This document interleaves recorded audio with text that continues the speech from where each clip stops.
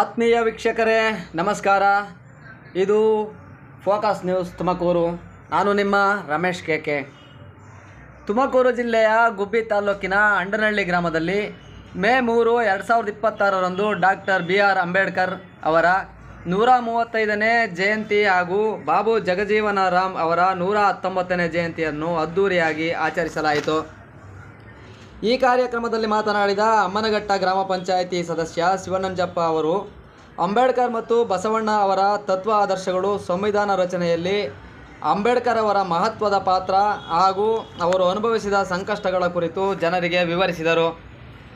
ಆದಿಜಾಂಬವ ಯುವ ಬ್ರಿಗೇಡ್ ತಾಲೂಕು ಅಧ್ಯಕ್ಷ ಬಸವರಾಜು ಮಾತನಾಡಿ, ಬಾಬು ಜಗಜೀವನರಾಮ್ ಅವರ ರಕ್ಷಣಾ ಸಚಿವರು, ಕಾರ್ಮಿಕ ಸಚಿವರು ಹಾಗೂ ಕೃಷಿ ಸಚಿವರಾಗಿ ದೇಶಕ್ಕೆ ನೀಡಿದ ಕೊಡುಗೆಗಳು ಅಪಾರ ಎಂದು ಸ್ಮರಿಸಿದರು. ಅವರು ಮಹಾನ್ ನಾಯಕನಾಗಿ ಹಲವಾರು ಕ್ಷೇತ್ರಗಳಲ್ಲಿ ಸಾಧನೆ ಮಾಡಿರುವುದನ್ನು ಒತ್ತಿ ಹೇಳಿದರು.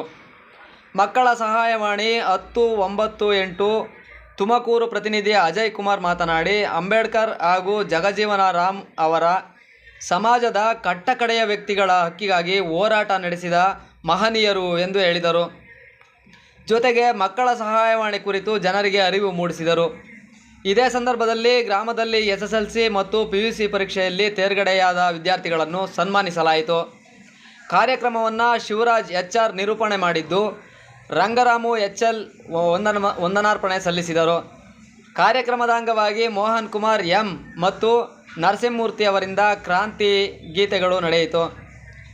ಕಾರ್ಯಕ್ರಮದಲ್ಲಿ ಗ್ರಾಮ ಪಂಚಾಯಿತಿ ಸದಸ್ಯರು, ದಲಿತ ಮುಖಂಡರು, ಕಲಾವಿದರು ಹಾಗೂ ಗ್ರಾಮಸ್ಥರು ಭಾಗವಹಿಸಿದರು. ಅಂಬೇಡ್ಕರ್ ಅವರ ಪುತ್ಥಳಿಗೆ ಮೆರವಣಿಗೆ ನಡೆಸಿ ಭವ್ಯವಾಗಿ ಜಯಂತಿ ಆಚರಣೆ ನೆರವೇರಿಸಲಾಯಿತು.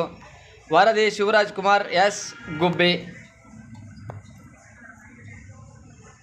ಡಾಕ್ಟರ್ ಬಾಬಾ ಸಾಹೇಬ್